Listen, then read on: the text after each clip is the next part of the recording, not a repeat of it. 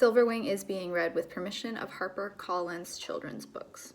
Hi everyone, welcome back. Last chapter, we were introduced to a new character named Marina, who is a Brightwing breed of bat.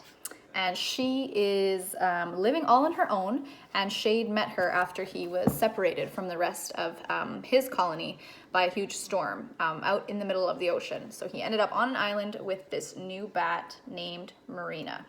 So let's see what happens next. Chapter 6, Marina. I'll show you the picture when it comes up. She led him under the roof and into the crawl space of an old wooden shack near the bay. The roost she'd made for herself was deep inside a heap of fishing nets, old sails, oily blankets, and muddy leaves, which Shade assumed she'd carried in to stop up any drafts. It was wonderfully warm, and he felt a delicious sense of safety, knowing there were thick, soft walls around him. The smell was the only thing, that briny, fishy smell. "You get used to it," Marina told him. "I even kind of like it now." "How long have you lived here?" he asked. "Since late spring." "Where will you go for the winter?" "I thought I'd stay here, give it a try anyway." She didn't seem concerned. Shade nodded, wondering if it would be warm enough.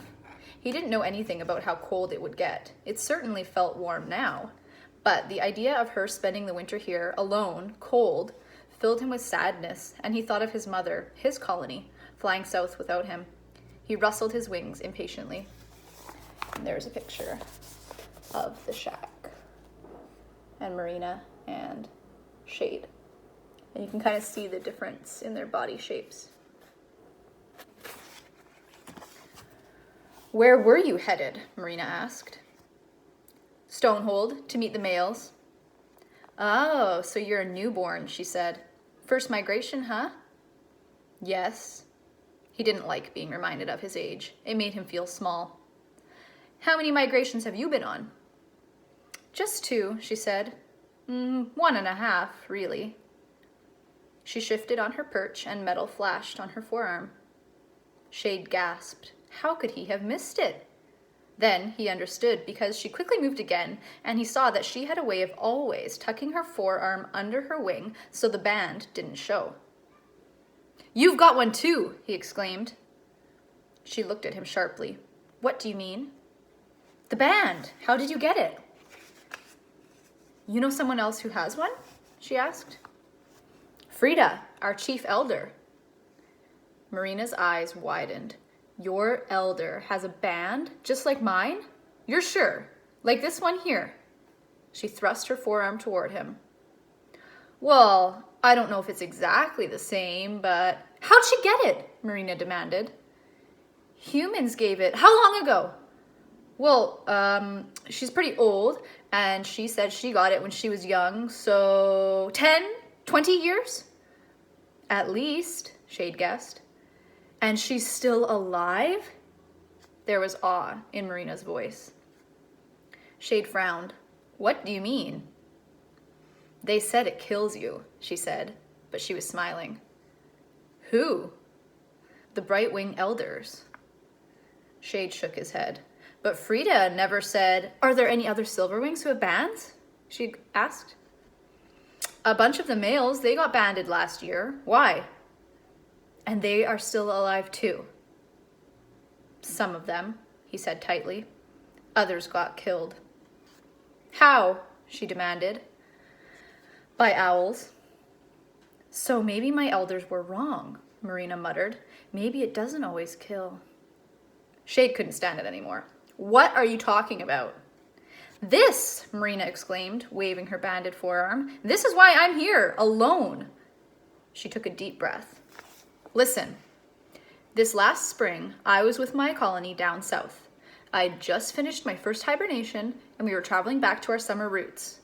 Me, my mother, my father, everyone." She paused to catch her breath, and Shade knew she'd waited a long time to tell someone this story. "One night," she continued, "I'm hunting along the river, chasing a tiger moth. I'm a long way from the others, and all of a sudden, smack! My wings are all tangled up in some kind of giant web. I didn't even see it with my echovision. I struggle, but I can't get free. Then, 2 humans appear on the riverbank and start pulling the web in toward them. Their faces they're blazing with light, like the moon or the sun. Shade felt his heart purring furiously. Was this what happened to his father? Was this how he'd received his band? Maybe these humans were the very ones who'd banded Cassiel. What happened next? He breathed. One of them plucks me from the net and holds my wings pinned to my sides.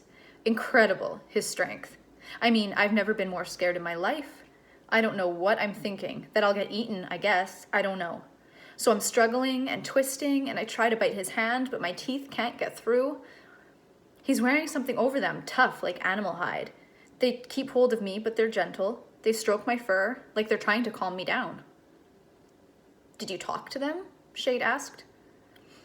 I tried, but it's no good. They didn't understand me. They're talking to each other in these big, slow voices like thunder, and I can't figure that out either. So after a while, I just give up.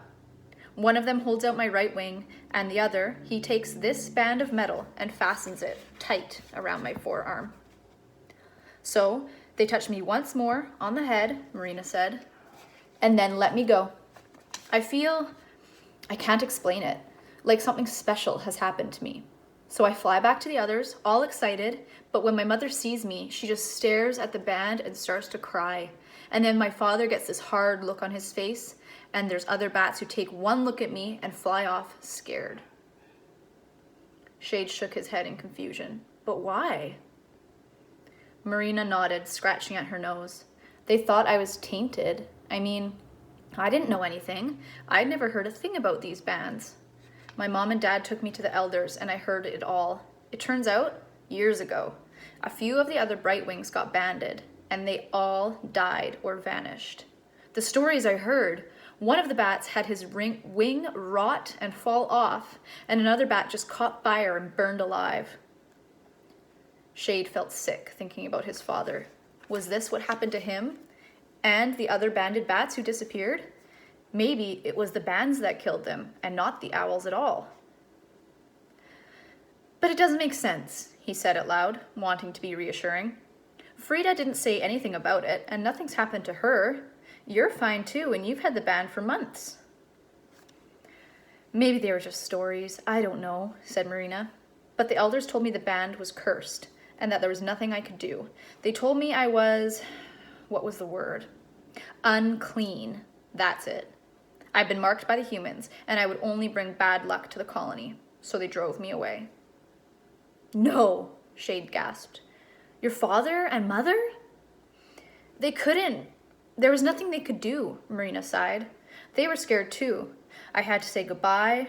At first, I tried to follow them from a distance, but the elders sent some big males to chase me away, and eventually, I got lost.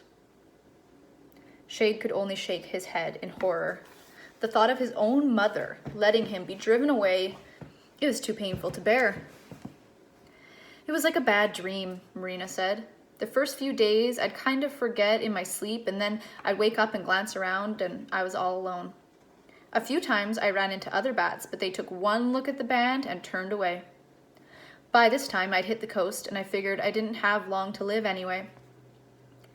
I guess I must have been feeling dramatic, because I figured I'd just fly over the ocean and end it all.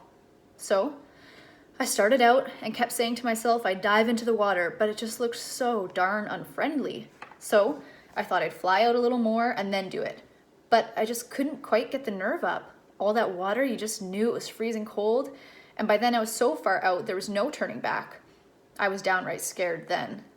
Luckily, I caught sight of the island and made it before my wings gave out.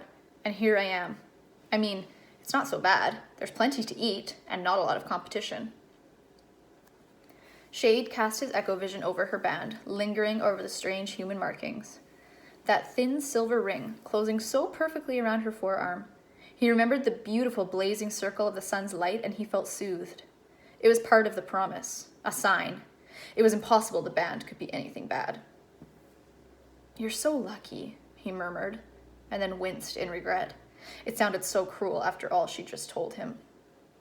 Marina snorted. "Huh, yeah, it's done me a world of good." "No, you don't understand. What I meant..." He didn't know where to begin. "My father had one, a band, and now his words came tumbling out. He told her about Cassiel and how he'd disappeared down south. He told her about how he'd seen the sun and the owls burning down Treehaven. He told her about the echo chamber, the great battle of the birds and the beasts, the banishment, and Nocturna's promise. And he repeated everything Frida had told him about the bands. Marina was silent for a long time after he finished. I tried to rip it off once, she said thoughtfully, after what the elders said, but it's so tight, like it's always been a part of me. Short of hacking off my claw, that band is here to stay. And you know what? Even when things were at their very worst, there was this little part of me that was glad. I guess I just couldn't believe the band was as bad as they said. There was something important about having it, something good. I felt it. Shade nodded, envious. Did the humans choose which bats to ban, or was it just luck? He wondered. I knew about Nocturna, Marina said, and I've even heard something about the Great Battle, but they never told us anything about this promise. You really think we can come back into the sun? I don't know how, but I'm going to find out. Marina looked at him and grinned. Quite a little troublemaker, aren't you? Go see the sun, scare your mother half to death, get your roost burned down by the owls? My bet is you're not the most popular bat in your colony right now. I guess I'm not, said Shade, and he was grinning too, despite himself. I want to meet Frida and these other bats, Marina said. She wasn't smiling now. I want to come with you. That's the end of that chapter.